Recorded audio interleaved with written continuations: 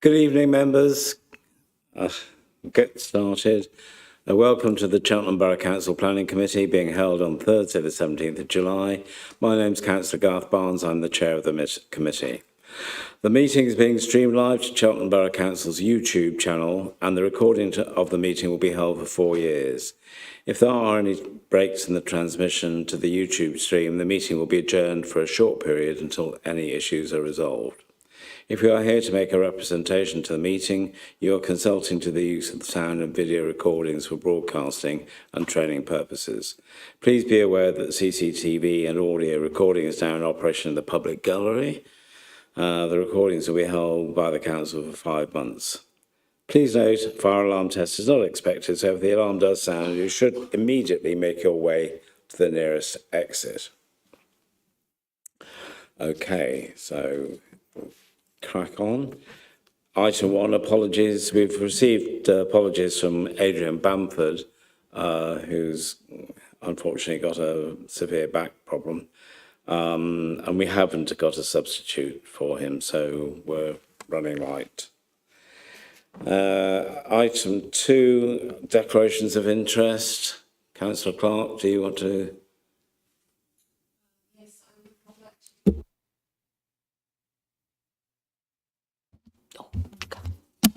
No, you're on.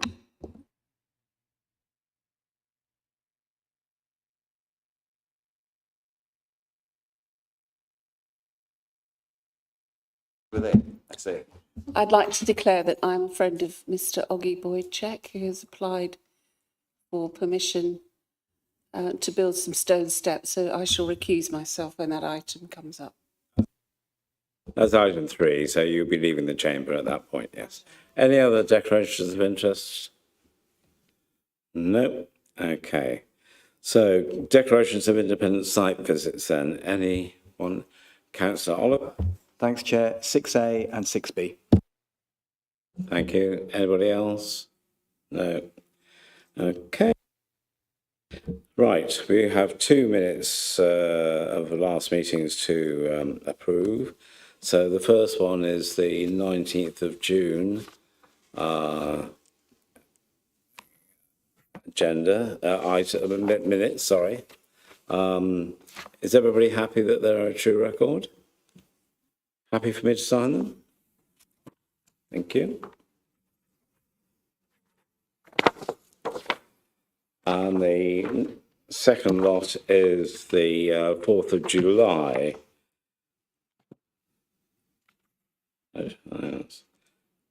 Which were the extraordinary meeting that we had on that day.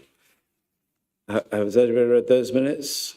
Everybody happy that they're a true record? I'll sign those then. Thank you very much.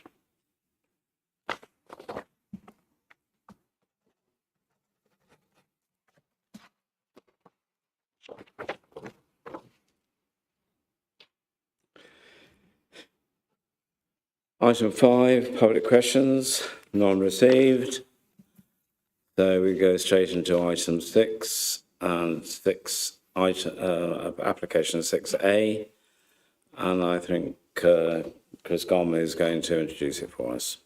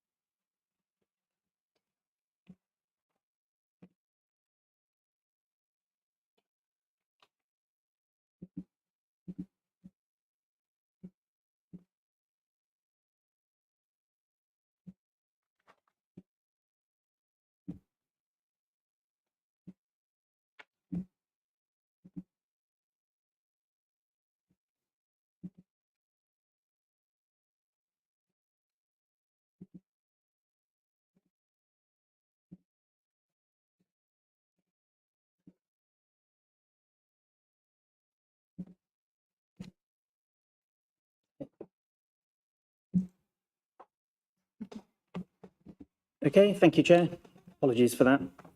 So this is a planning application, a full planning application for the erection of a secure bin store within the curtilage of Foster Court, together with new internal access paths and some screen planting.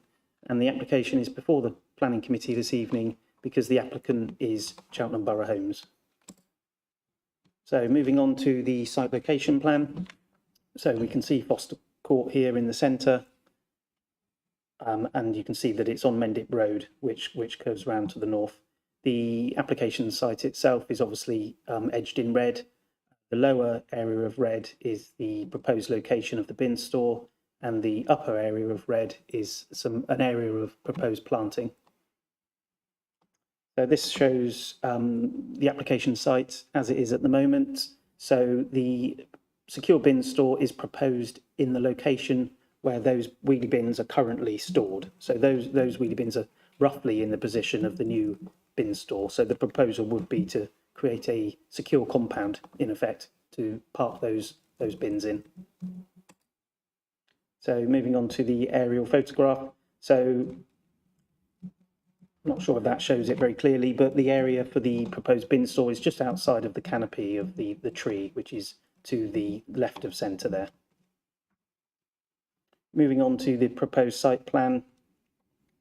So we can see Foster Court down in the left-hand corner, bottom corner, but the proposed bin store is roughly centre in this image here. So you can see that it's a rectangular concrete slab, essentially, with a 2 metre high fence enclosing it with a lockable gate in the top corner. A new access path will be created between the bin store and the existing path to the left, and also to the right to the road, so that those collecting the bins can wheel them out of the compound. Also shown on this drawing is the hedge, which will be planted all the way around the outside of the fence. So these elevations show, proposed elevations show the compound as it will appear from day one. So it's quite small to pick it out, but the planting there is as proposed on day one. So that would obviously over a period of years grow upwards and hide the fenced compound completely. The black area protruding above the planting is the fence. And we can see from another angle here. So this is just a closer image showing the mesh panel or fence with the planting beneath it. The key planning matters are the design, the impact on neighbouring amenity and sustainability. Design-wise, clearly it's a functional compound. There's not really many alternatives that could be taken. In terms of its impact on the street scene, it's considered to have a minimal impact. It's been necessary to balance the desire to have it in a discrete location with the need for it to be accessible by the people collecting the bins. So it's felt that this location strikes the right balance. There's no concerns regarding impact on neighbouring amenity.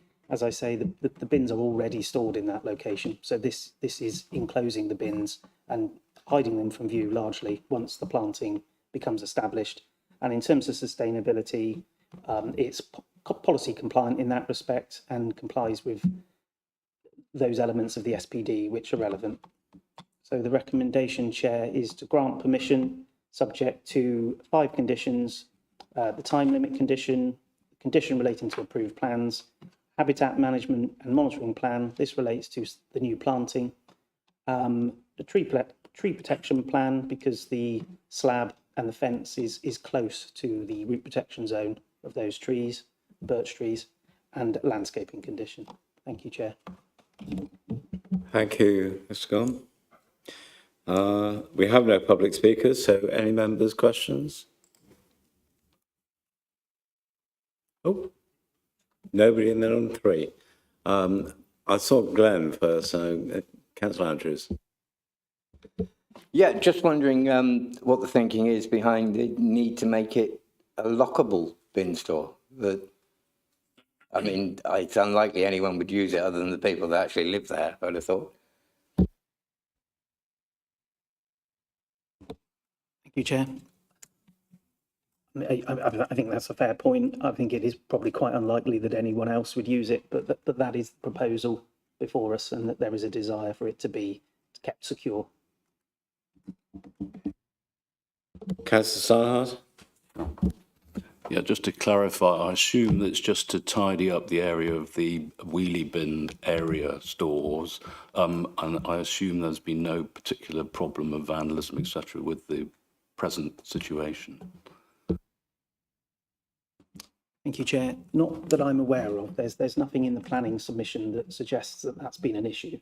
So I think it is a desire to just to generally tidy up the area, and whilst doing so, make it secure. Councillor Wheeler? Yes, I thought I knew the area quite well, but is there a hard standing there at the moment? Because you said there was a tree problem with the hard standing, or is it just they've put on an area there? So is there going to be more concrete laid, or? Thank you, Chair. There is a small area of hard standing there at the moment, but the proposal involves enlarging that and forming it of concrete. Councillor Clark?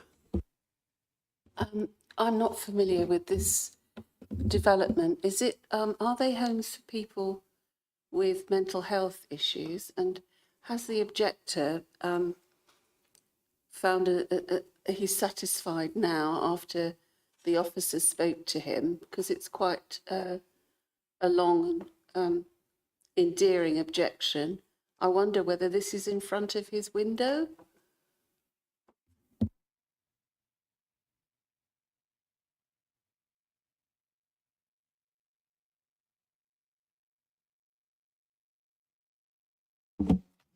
Thank you, Chair. I'm afraid I'm not sure of the nature of the occupants. I know there's a number of self-contained flats, but in terms of who's occupying them, I'm afraid I don't have that information.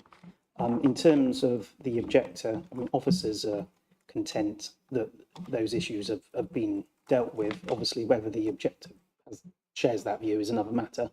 I obviously can't speak for them, but as officers, we're content that the impact of the bin store will be acceptable. There was a previous application that was withdrawn a few months ago, which it involved the bin store being slightly further to the north. So this has been sort of pulled back slightly to reduce its impact on the street scene. So as officers, we're satisfied, Chair, but obviously I can't speak for the objector. Thank you. Is that all the questions? We'll go to debate. Councillor Oliver? Yeah, I've been to the site, and from what I could see, that the new proposal will be a lot better than just seeing the bins as they are now. So it's got to be an improvement for the residents, I would think. Thank you. Any other member? Councillor Williams? Yeah, I mean, it stopped being blown around everywhere, won't it? When we get high winds, if they're in one place, so that makes sense. Yeah. Any other member? No? I don't think there's any points to sum up, so happy to go to the vote. All those in favour, please show. All those against, please show. So that's unanimously for. No against and no abstentions. Thank you.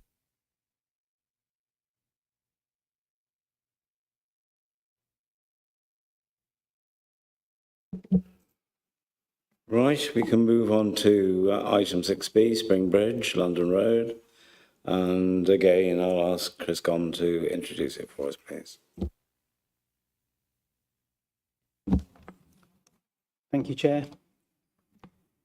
This is an application, a listed building application to repair the north head wall and wing walls over a length of approximately 20 metres at Spring Bridge on London Road in Charlton Kings. The application is before committee because the applicant is Gloucestershire County Council. So the application site itself is located on the A40, London Road. in Charlton Kings, roughly in the centre of this circle here. Moving into a slightly closer position, you can see that the bridge itself is on the London Road, close to the junction of where Glenfall Way meets London Road. It includes, or the application site includes, part of the garden of Bridge House, which is immediately to the east. And you can see that the River Chelt passes underneath the bridge and on a slightly diagonal path. And as the report says, the bridge is Grade 2 listed, early Victorian structure. So moving on to the site photographs. This is an image of the upstream or north elevation of the bridge prior to collapse. As you can see from the photographs, it's really more of a culvert than a bridge.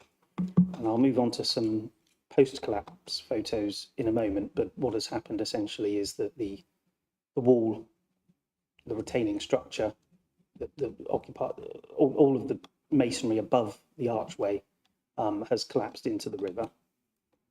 And this happened approximately a year ago. I believe it was May, or the end of May 2024.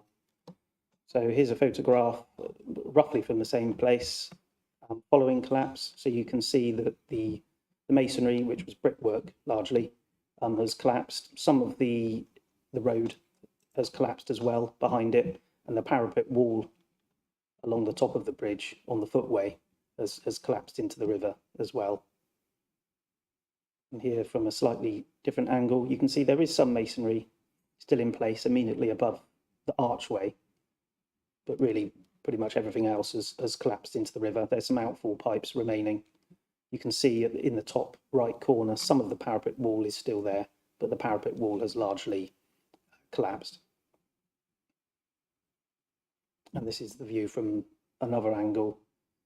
This is within the garden of Bridge House. You can see that the debris hasn't really been cleared away from this location. So we can see there that the retaining structure has collapsed, as has the parapet wall there at the top. So this is the view from Google Street View prior to collapse. So you can see this is the upstream parapet wall that ran along the back of the footway. And this is the view a few months ago on Google Street View. So you can see most of the parapet wall has collapsed, as has some of the footway behind it into the river channel. So the proposal, that the application for listed building consent involves the excavation of the road, the construction of a new retaining wall, new retaining structure, it facing with brickwork, and then the backfilling of the excavation. So this is the area of excavation centrally here. The long trenches either side relate to the services that will have to be moved. So this is the existing elevation on that upstream face. So really the areas shown in white are the areas that have collapsed. The hatched areas are those areas of masonry that remain.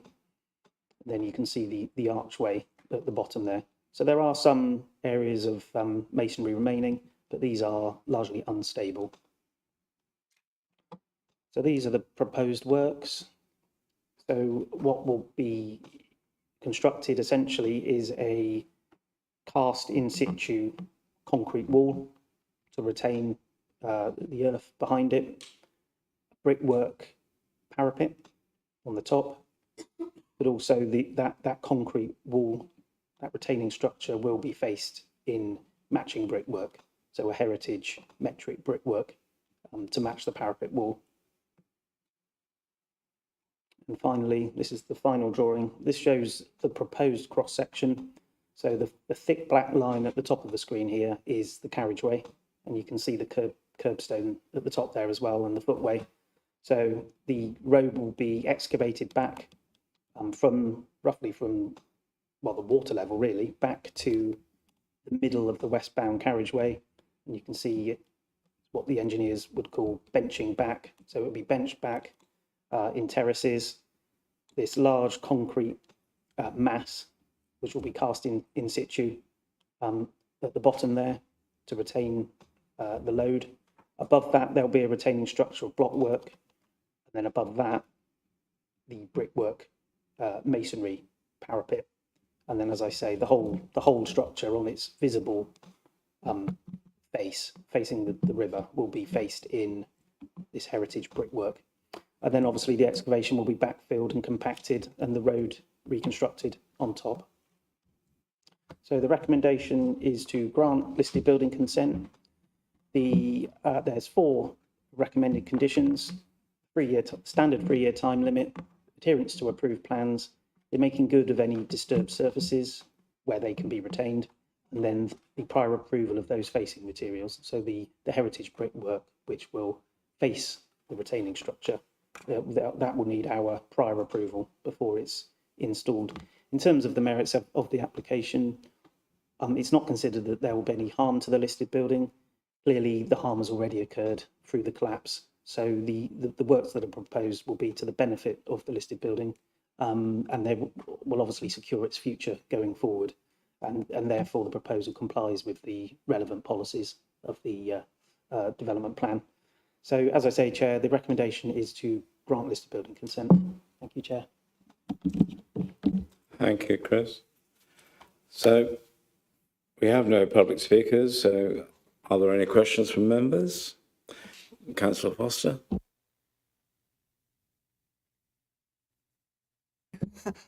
I was reading the documents, or some of them, there's an awful lot. I just wondered, where is it? It says drainage gullies on the upstream side of the bridge are prone to blockages due to debris and leaf matter resulting from the surrounding trees. And I just wondered if within this application, if that was going to be taken care of. Thank you, Chair. There is a general upgrade of the drainage arrangements and the gullies as part of the application, so that they'll be putting in upgraded services in the sense of drainage when that top carriageway is constructed and the drainage beneath. So there should be a reduced likelihood of that happening. Yeah. Any other questions from members? Councillor Andrew? Yeah, we're talking about the A40 here, aren't we? So I was just wondering, I mean, they probably will do it at this sort of time, but can we condition it during the summer holidays? Because it's going to be an absolute nightmare, the A40. So is that within our remit? Or I suspect they'll do that anyway, but yeah.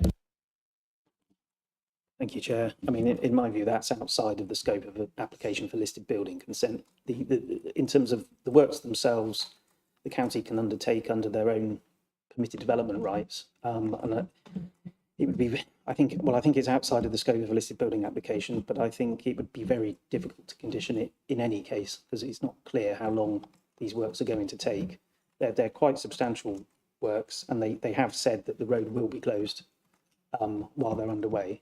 So it's really for the county council to put a work programme together that minimises disruption.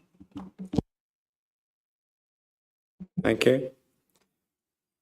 Open to debate then. Any member? Councillor Oliver? Yeah, this is already causing traffic disruption on the A40 and has been for the last year.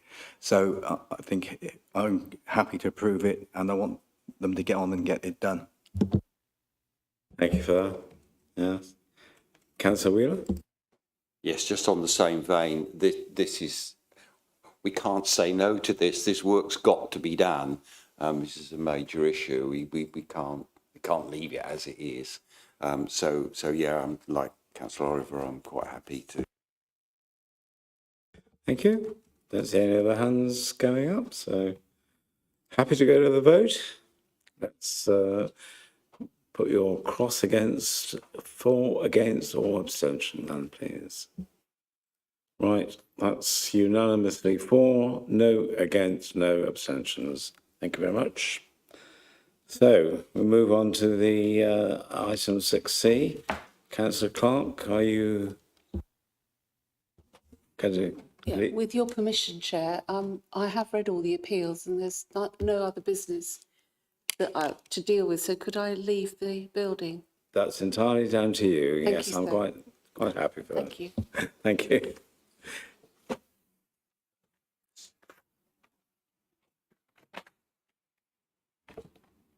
So we're now moving on to 6C, 53 Pittville Lawn. And Laura is going to be opening up for us and introducing it. Thank you, Laura. Chair.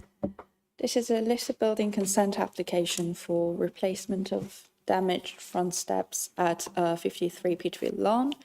The application is before Planning Committee as the applicant is related to Councillor Julian Took. The application site is part of a terrace of 5 houses along Pittville Lawn.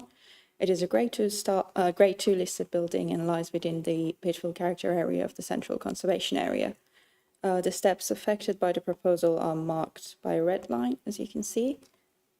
And that's the Google Street View, where you can actually see the steps from public realm. As you can see on the photographs, the existing steps and the cheek walls are in a poor state. And close-up pictures also show some cracks and previous patch repairs which have clearly failed. The proposal now is to replace the steps and the cheek walls with a like-for-like design and using Forest of Dean Pennant sandstone, which is likely the original material. The existing railings and the historic wood scraper, which you can see on the picture, are to be dismantled and reinstated once the steps are replaced.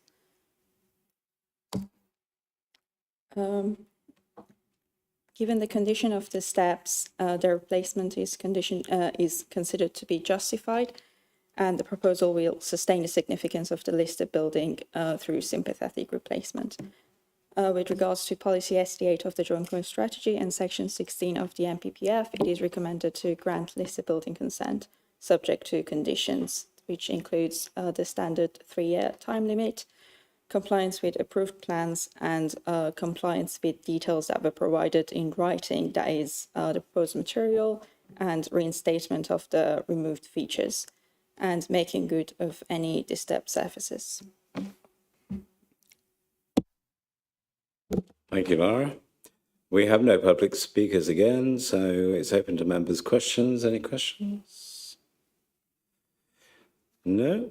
Open to debate then? Anyone wishes to debate? No?